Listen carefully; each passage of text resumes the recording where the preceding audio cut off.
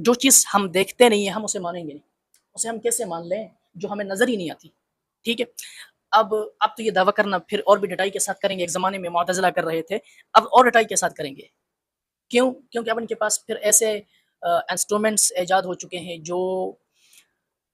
چھوٹی سے چھوٹی چیزوں کو بھی دیکھ رہے ہوتے ہیں، انہوں نے ایک ایٹم کی جو ہے نا وہ بھی تصویر لوگوں کے سے، ٹھیک ہے، وہ چھوٹی سی چیز کو اب مشاہدے میں لایا جا سکتا ہے، اس کو دیکھا جا سکتا ہے، تو اب اسی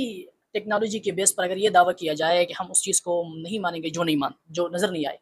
تو پھر اس کے واضح جو مقاصد ہے وہ تو واضح ہیں کہ آپ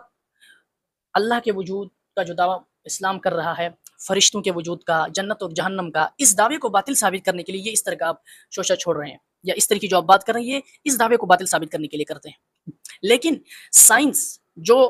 مجبور ہے، سائنس مجبور ہے، جو چیز مشاہدے میں نہیں آ سکتی سائنس اس پر ریسرچ بھی نہیں کر سکتی، کوئی چیز مشاہدے میں نہیں آتی، سائنس علم ہی وہ ہے جو ایکسپیریمنٹس کے بیس پر نظریہ قائم کرتا ہے، تو وہ سائنس خود بھی اس چیز سے نہیں بچی ہے، بلکہ سائنس کے اندر بھی انرجی کا جو کانسیپٹ ہے، یہ کانسیپٹ جو سائنس نے قائم کی ہے یہ عقل کے بیس پر ہے، اس کا سائنس ہمیں ابھی تک کوئی اس کی سائنس اس کی تصویر یا کوئی اس کا ڈائیگرام سائنسدانوں کو یہ مشاہدے میں آئی نہیں، یہ چیز انرجی نہیں آئی ابھی تک، لیکن وہ اس چیز کو مان رہے ہیں، تو اب یہاں دیکھنے نہ دیکھنے کا اصول تو ٹوٹ جاتا ہے نا۔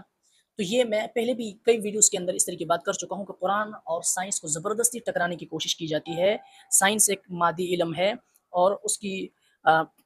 کا قرآن کے ساتھ کیا کام؟ قرآن تو ایک اصلاحی کتاب ہے، سائنس تو اصلاح نہیں کرتی، اس چیز کو سائنس اصلاح نہیں کرتی، انسان کی روحانی طور پر اسے درست نہیں بنا سکتی، انسان کی ذہنیت کو تبدیل نہیں کر سکتی جب تک کہ اس کو پڑھانے والے اپنی طرف سے اس میں چیزیں باتیں شامل نہ کریں۔ تو یہ بات تو مسلم ہے کہ کوئی بھی شخص سائنس اس لیے نہیں پڑھ رہا کہ میں